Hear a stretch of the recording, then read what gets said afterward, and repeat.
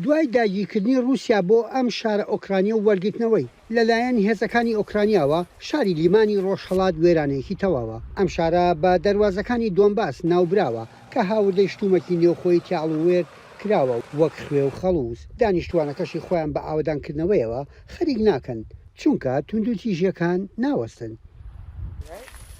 ئەم ژنە تەمەن 85 ساڵانەیە نیشانمانەدا کە لە شوقەکەی چی ماوەتەوە پاژەوەی ڕووسەکان بۆ دومانیان کردووە.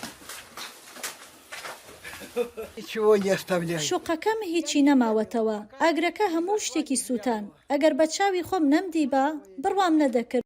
ساڵونی یەکبەر لەو شەڕە شاری لیمان 20,000 کەسی تیاژیاوە. ئێستا چەند هەزار کەسێک لە دانیشتوانەکەی ماونەتەوە و لە پەناگادا دەژین و لەسەر ئەو کۆمەکانە دەژین کە لە دەرەوەی شارەکە بەدەستیانەگات.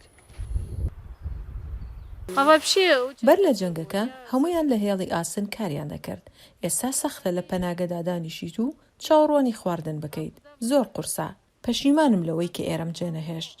نزیکەی 15 کیلۆمەتر لە شاری لیمانەوە و چەند کیلۆمەتێکیش لە هێڵی ڕوبەڕووبوونەوە لە گوندی تۆرستا کە بە تەواتی چۆڵ کراوە. سەربازە ئۆکرانەکان دەبینی کە بە خێرایی دەڕۆن و دەژڵێن هێشتا شارەکە بە تەواتی پاک نەکراوەتەوە. ڕۆژانە ڕوبەڕووبوونەوە ڕوودەدات. هەر لەو گوندەدا چەکدارەکانی رووسیاش هەڵاتون و ئۆتۆمبیلی سەربازی و شتە تایبەتەکانی خۆیان بەجێهێشتووە و کەسیشی لێ نەماوە بۆ پاکردنەوەیان. سەقفی بیناکەیان بردومان کرد و شوقەکەم گڕی گرت. بە پەلا بە جلێکی خەوتن و جووتێ نعلەوە خۆمم ڕزگار کرد.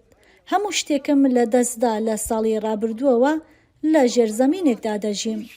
پێشبینی دەکرێت ئۆکرانیا لە بەهاردا هێرش بکاتەوە سەر ئەو ناوچانەی کە لایەن رووسیاوە داگیر کراوە و رووسیاش بەرگری دەکات لەو ناوچانی بەدەستیانەوەیە. دانیشتوانی شاری لایمانیش دەڵێن ئەگەر شەڕەکان بگەڕێنەوە ناو شارەکەیان ئەوە هیچ سەرچاوەیەکیان نەماوە بۆ ئەوەی یارمەتیان بدا بۆمانەوە.